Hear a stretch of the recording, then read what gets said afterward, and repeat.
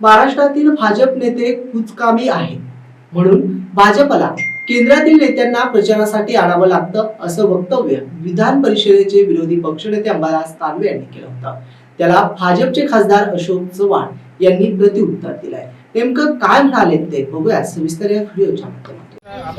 महाराष्ट्रातील भाजपचे नेते कुचकामी आहेत म्हणून त्यांना बाबासाहेब दानवे विरोधी पक्षनेते की भाजपचे महाराष्ट्रातील नेते कुचकामी आहेत त्यामुळे त्यांना केंद्रातले नेते प्रचारासाठी आणावं लागत आहे. असं आहे की निवडणुकीच्या काळात आरोप प्रत्यारोप होत राहतात.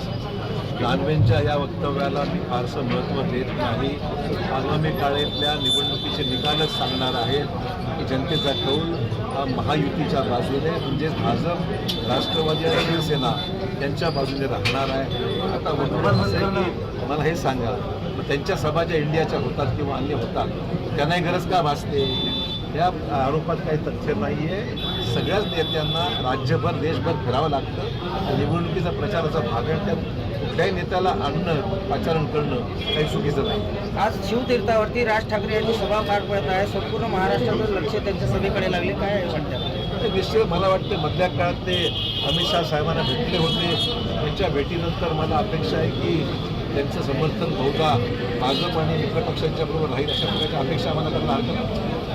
राज्यातील निवडणुका ह्या मोदी विरुद्ध ठाकरे असं आहे असं संजय राऊत म्हणतात आहे. तर देशातली निवडणूक मोदींविरुद्ध कोणीच नाही अशाच प्रकारची निवडणूक आहे. विरोधी पक्ष हतबल आहे, नेतृत्वाचा अभाव आहे.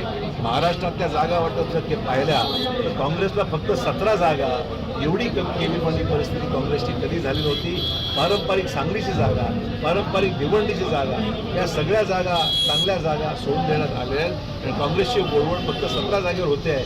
याचा अर्थच असा आहे की नेतृत्व महाराष्ट्राला किती कमकुवत आहे हे स्पष्ट होतं. सांगलीच्या जागेवर असं वाटतं का की काँग्रेस त्या ठिकाणी कमकुवत पडली? त्यांचं काँग्रेस कमकुवत नव्हती त्या ठिकाणी. काँग्रेसचं नेतृत्व आज राज्यामध्ये ते कमकुवत आहे, त्याचा परिणाम आहे.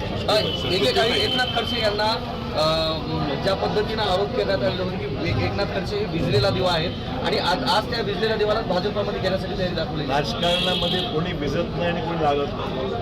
राजकारणामध्ये जनता ज्याच्या मागे आहे त्याचा दिवा पळतो.